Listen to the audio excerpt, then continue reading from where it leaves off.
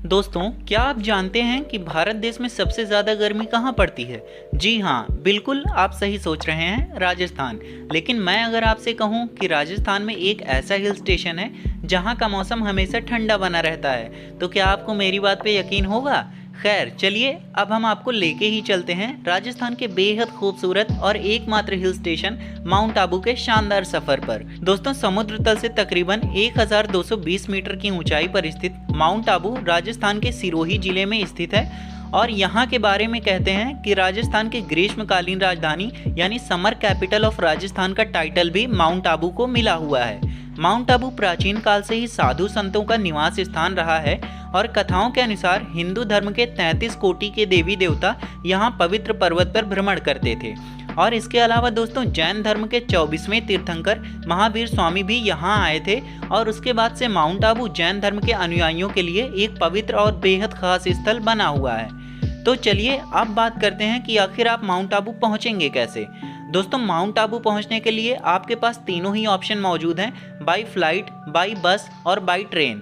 तो चलिए सबसे पहले ऑप्शन की बात करते हैं, बाई फ्लाइट। अगर आप बाई फ्लाइट यानी फ्लाइट के ज़रिए माउंट आबू आना चाहते हैं तो आपको बता दें कि माउंट आबू में कोई भी एयरपोर्ट नहीं है और यहाँ का जो नियरेस्ट एयरपोर्ट है यानी जो नज़दीकी हवाई अड्डा है वो है उदयपुर में और वहाँ से माउंट आबू की डिस्टेंस है 170 किलोमीटर। तो अगर आप कहीं से भी आ रहे हैं और फ्लाइट आप चूज़ करते हैं तो आपको उदयपुर आना पड़ेगा और उदयपुर आने के बाद वहाँ से आपको माउंट आबू आने के लिए बस और टेम्पो ट्रैवलर मिल जाएंगे, जिसमें आप करीब 3 घंटे में उदयपुर से माउंट आबू पहुँच जाएंगे और जो आपका किराया पड़ेगा वो 300 रुपये पड़ेगा। चलिए अब बात करते हैं दूसरे ऑप्शन की, जो है बाई ट्रेन। दोस्तों, माउंट आबू का जो नियरेस्ट रेलवे स्टेशन है यानी जो नज़दीकी रेलवे स्टेशन है यहाँ का, वो है आबू रोड और आबू रोड से माउंट आबू की डिस्टेंस है 30 किलोमीटर। तो अगर आप किसी भी शहर से आ रहे हैं और आपको वहाँ से डायरेक्ट ट्रेन मिल जाती है आबू रोड के लिए तो आप आ सकते हैं। लेकिन अगर आपको डायरेक्ट ट्रेन नहीं मिलती है तो आप क्या करेंगे? तो आपको करना कुछ नहीं है, आपको उदयपुर या जयपुर तक आ जाना है और आप बाई ट्रेन उदयपुर तक अगर आ गए हैं तो आपको फिर से वहां से बस या टेम्पो ट्रैवलर लेना है और आपको चले आना है माउंट आबू। इसके अलावा अगर आपके शहर से ट्रेन मिल गई है आबू रोड के लिए तो आप यहाँ आ सकते हैं और आबू रोड से जो माउंट आबू की डिस्टेंस है वो है 30 किलोमीटर और यहाँ राजस्थान गवर्नमेंट की बसेस चलती रहती हैं जिसका किराया आपका 50 रुपये पड़ेगा और आप आबू रोड स्टेशन से पहुँच जाएंगे माउंट आबू। और जो बस की टाइमिंग्स है वो आप स्क्रीन पे देख सकते हैं, 5 बसें चलती हैं। तो जैसे ही आप माउंट आबू पहुँचेंगे आपको सबसे पहले क्या करना है, आपको रुकने के लिए या ठहरने के लिए होटल ढूंढना है। तो दोस्तों, माउंट आबू एकमात्र हिल स्टेशन है राजस्थान में जिसकी वजह से यहाँ पे होटल्स के दाम थोड़ा ज़्यादा हैं और यहाँ पे जो होटल्स की शुरुआत है वो करीब 1000 रुपये से हो जाती है और आपको आसानी से होटल मिल जाएगा। तो आप यहाँ पे होटल ले सकते हैं। बाकी अगर आप और महंगा लेना चाहते हैं तो आपको और अच्छे और महंगे होटल्स मिल जाएंगे, आप अपने बजट के हिसाब से होटल चूज़ कर सकते हैं। और साथ ही साथ मैं आपको सजेस्ट करूंगा यहाँ पे एक चीज़ जिससे आपके पैसे बच सकते हैं, वो ये है कि आप माउंट आबू की जो ट्रिप प्लान करें वो आप वीकेंड्स पे प्लान ना करें, यानी संडे या सैटरडे को ना प्लान करें, क्योंकि संडे और सैटरडे को जो होटल का प्राइसेस होता है, आप अगर मंडे टू फ्राइडे किसी भी दिन जाते हैं तो उसमें आपको 200-300 रुपये कम ही पड़ेगा।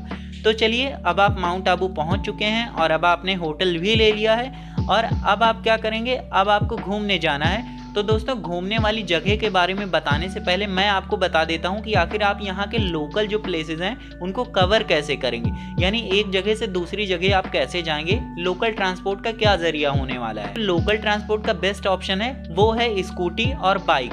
यहाँ पे रेंट पे स्कूटी और बाइक मिल जाएगी और आप रेंट पे जो स्कूटी का चार्ज पड़ता है वो 300 रुपये पड़ता है और बाइक का जो चार्ज पड़ता है वो 600 रुपये पड़ता है पर डे का। तो आप रेंट पे स्कूटी या बाइक यहाँ से ले सकते हैं, लेकिन उसके लिए आपके पास आधार कार्ड और आपका ड्राइविंग लाइसेंस होना ज़रूरी है। अब आप स्कूटी तो ले लेंगे लेकिन उसमें जो फ्यूल का खर्चा आएगा वो भी मैं आपको बता देता हूँ।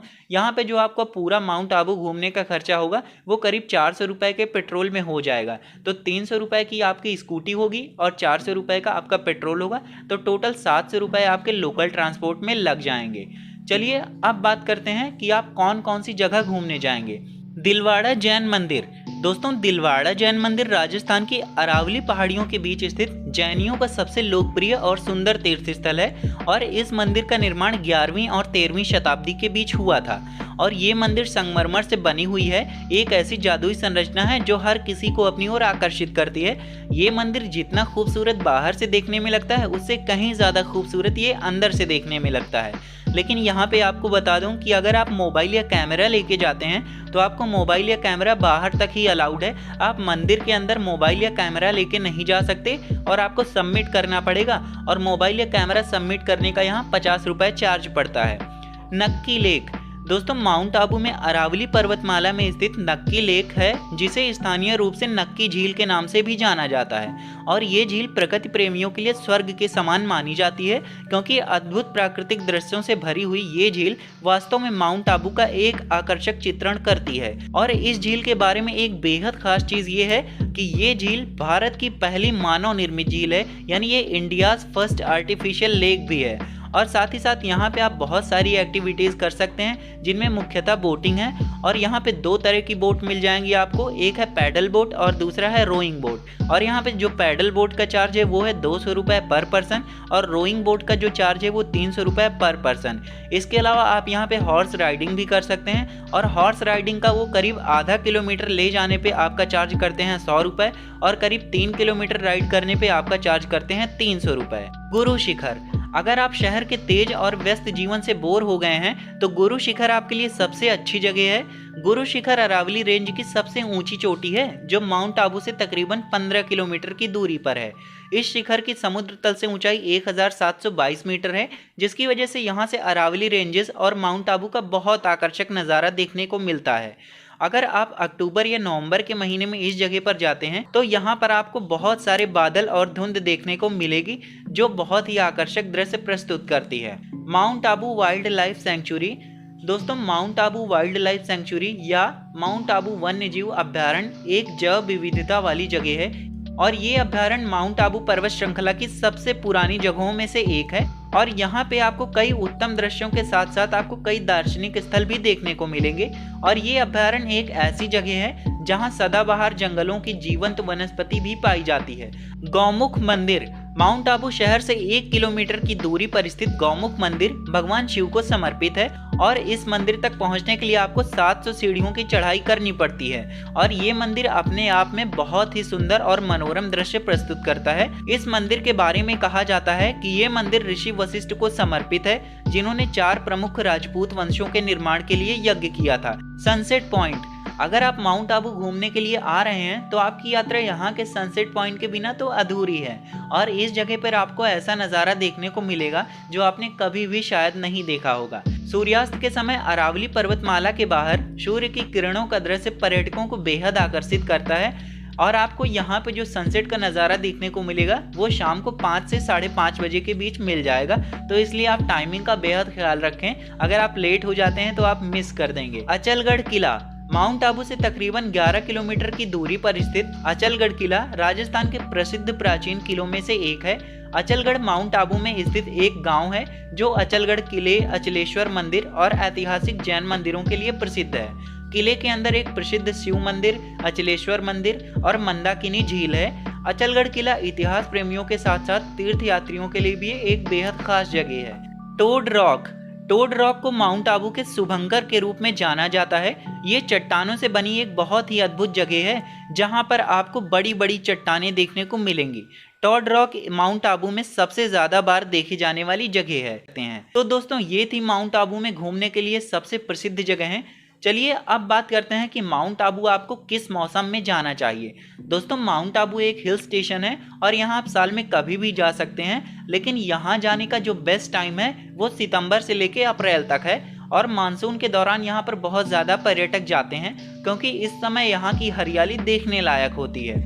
चलिए अब बात करते हैं माउंट आबू में खाने की क्या व्यवस्था है। तो दोस्तों, माउंट आबू एक धार्मिक स्थल है, तो इसलिए आपको यहाँ पे शाकाहारी भोजन ही मिलेगा। आप यहाँ मांसाहारी भोजन की उम्मीद ना के बराबर रखें, लेकिन यहाँ पे आपको राजस्थानी, पंजाबी और चाइनीज़ खाना आसानी से मिल जाएगा।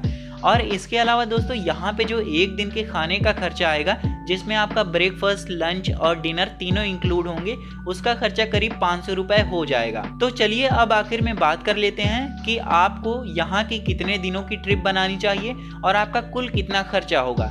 तो दोस्तों जो माउंट आबू की ट्रिप है वो आप 2 दिन की बना सकते हैं, लेकिन अगर आप बहुत अच्छे से घूमना चाहते हैं तो आप 3 दिन की भी बना सकते हैं। लेकिन 2 दिन में आप जो जगह मैंने बताई हैं इनको सारी आप कवर कर लेंगे।